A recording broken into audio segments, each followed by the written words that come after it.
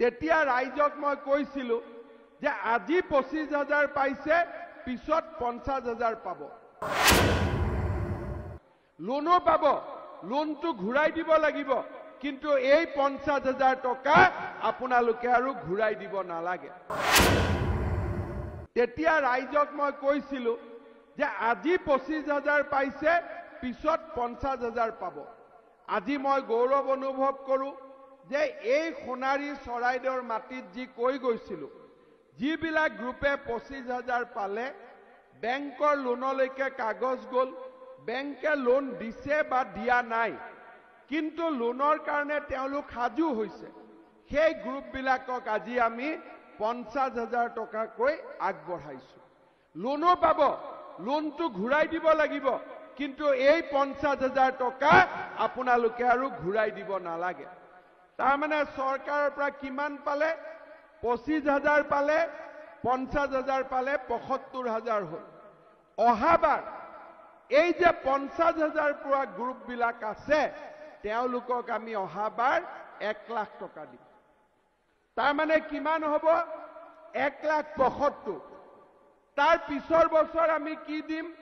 এই 1 লাখ টকা পোৱা গ্ৰুপবিলাকক আমি আৰু 2 লাখ টকা দিম। তাৰমানে কিমান হ'ল?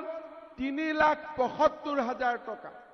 আৰু লাষ্ট বছৰ যিবিলাকে 2 লাখ টকা পালে, তেওঁলোকক আমি আৰু 4 লাখ টকা দিম। তাৰমানে 7,75,000 টকা 5 বছৰৰ ভিতৰত আপোনালোকে চৰকাৰৰ পৰা লাভ কৰিব।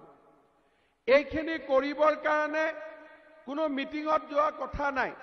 আগতে মোৰ মনত আছে, সোণাৰীত মই আহোঁ, শৰৎ বৰকটকী ছাৰ তেতিয়া মন্ত্ৰী আছিলে, কংগ্ৰেছৰ দিনত গ্ৰুপবিলাকক 5,000 দিম বুলি কয় আৰু য'তে ত'তে মিটিঙত লৈ ঘূৰি ফুৰে। 5,000 টকাৰ কাৰণে মহিলাসকলে গৈ গৈ গৈ আমনি লাগি যায়। আমি কৈছো নহয়, আপোনালোকে কাম কৰক, উৎপাদনৰ কাম কৰক, মহিলাসকলক লৈ সামাজিক সচেতনতাৰ কাম কৰক, আয়ৰ উপাৰ্জন কৰক।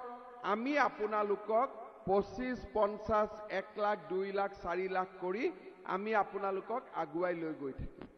7,75,000 হোৱাৰ পিছত আপোনালোকে নিজৰ ভৰিৰ ওপৰত নিজে থিয় দিব পাৰিব। আপোনালোকক গ্ৰুপ কোনে বনালে? আমাৰ জীৱিকা সখী বাইদেউসকলে বনালে। আজি বাইদেউসকলকো আমি একোখন স্কুটি দিছো। আৰু স্কুটি চলাবৰ কাৰণে বাইদেউসকলক আমি তেল অলপো দি থাকিম, যাতে তেলো হয়, স্কুটি হয়। আপোনালোকৰ বেংকৰ যোগাযোগ, অফিচৰ যোগাযোগ তেওঁলোকে কৰি থাকিব পাৰে। আৰু তাৰ লগে লগে মোক শিৱসাগৰত কৈছে যে বুক কিপাৰ বাইদেউসকলে বোলে পোৱা নাই স্কুটি, তেওঁলোককো আমি স্কুটি দিয়াৰ ব্যৱস্থা কৰিম। গতিকে বুক কিপাৰ বাইদেউসকলেও পালে, ছোৱালী তহঁতেও পাবি, অলপ ৰস মানে। এতিয়া জীৱিকা সখী বাইদেউ স্কুটি পালে, ছোৱালীয়ে স্কুটি পালে, ল'ৰাবিলাকে কৈ আছে আমাকো বুলেট লাগিব। হয়নে নহয়? যি নহওক, এতিয়া আমাৰ আগতে চাইকেল এখনৰ কাৰণে চৰকাৰৰ দিনত মানুহে চিন্তা কৰি থাকে। এতিয়া বিজেপিৰ দিনত আমি স্কুটিৰ কথা কৈ আছো, বুলেটৰ কথা কৈ আছো, আৰু ভৱিষ্যতে চৰকাৰ আহিলে কিজানি আমি গাড়ীয়ে খুজি দিম। হয়নে নহয়? তেতিয়া আমাক 4 চকীয়া লাগিব, হৈ যাব। অসমখন ইমান আগবাঢ়ি গৈ আছে। 5,000 পৰা 50,000 হ'ল, চাইকেলৰ পৰা স্কুটি হ'ল। আজি সাধাৰণ ৰাস্তাৰ পৰা অসমমালা ৰাস্তা হ'ল। শৰাইদেউ 30খন বেডৰ হস্পিটালৰ পৰা 50খন বেডৰ হস্পিটালৰ পৰা মেডিকেল কলেজ হ'ল। ব্ৰহ্মপুত্ৰৰ ওপৰত ধলা, শদিয়া, বগীবিল, মাজুলী, গুৱাহাটী, উত্তৰ গুৱাহাটী, ধুবুৰী, ফুলবাৰী, কলিয়া ভোমোৰা, শৰাইঘাটৰ ওপৰত দ্বিতীয় দলং, এখন এখন কৰি 6খন দলঙৰ কাম আৰম্ভ হ'ল। কেতিয়াও আগত অসমত হোৱা নাছিল।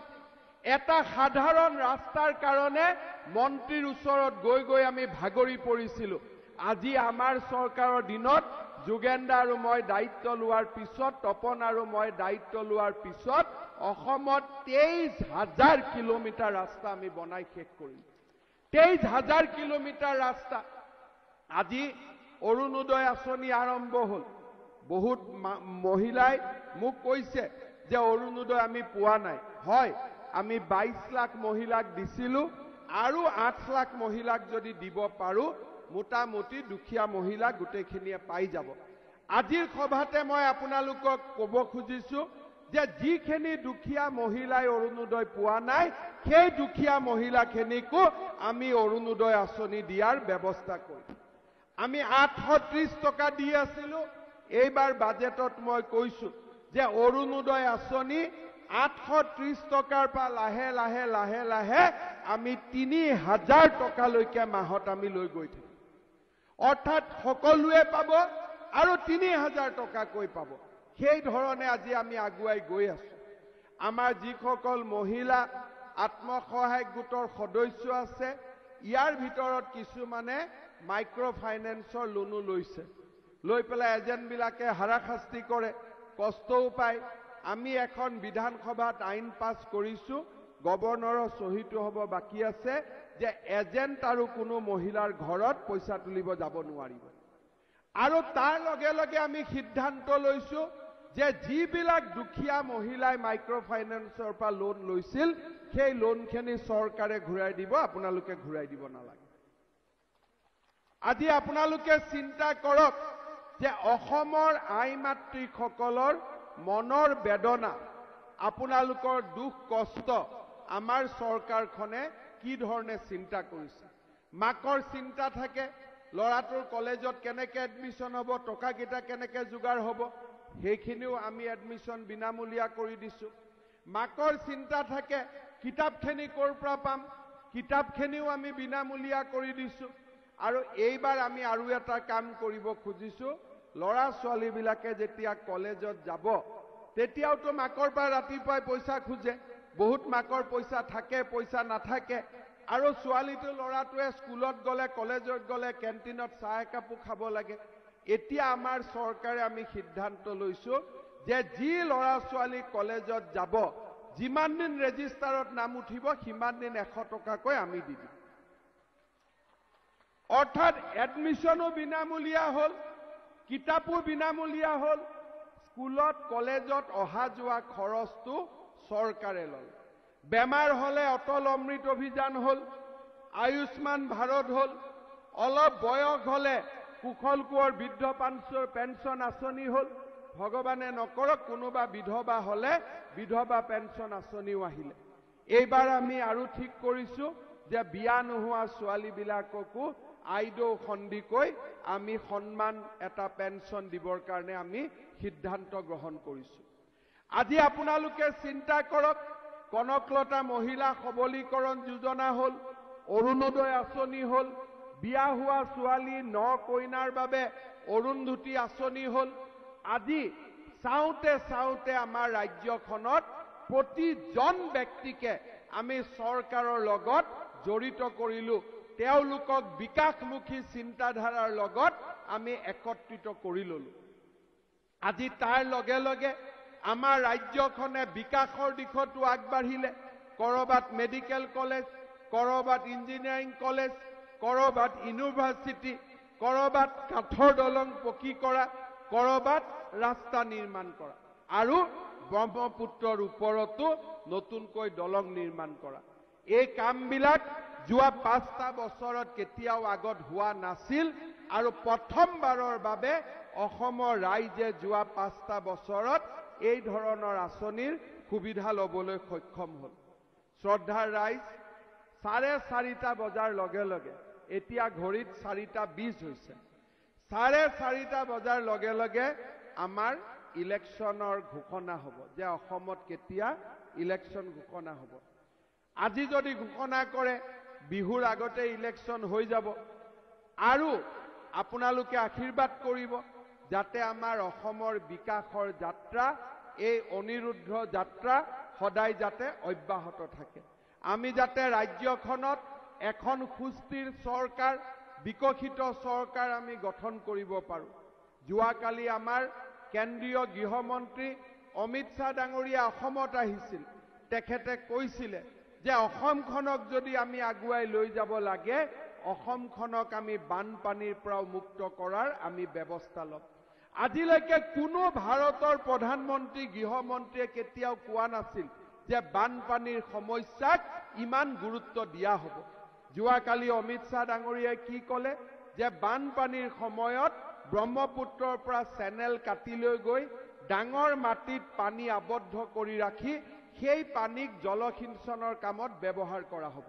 অৰ্থাৎ আজি আমাৰ ৰাজ্যখনে বানপানীৰ পৰা যদি আমি মুক্ত হ'ব পাৰোঁ, আমাৰ ৰাস্তা ঘাটো নাভাঙে, আমি যি বনাম সেয়া থাকি যাব।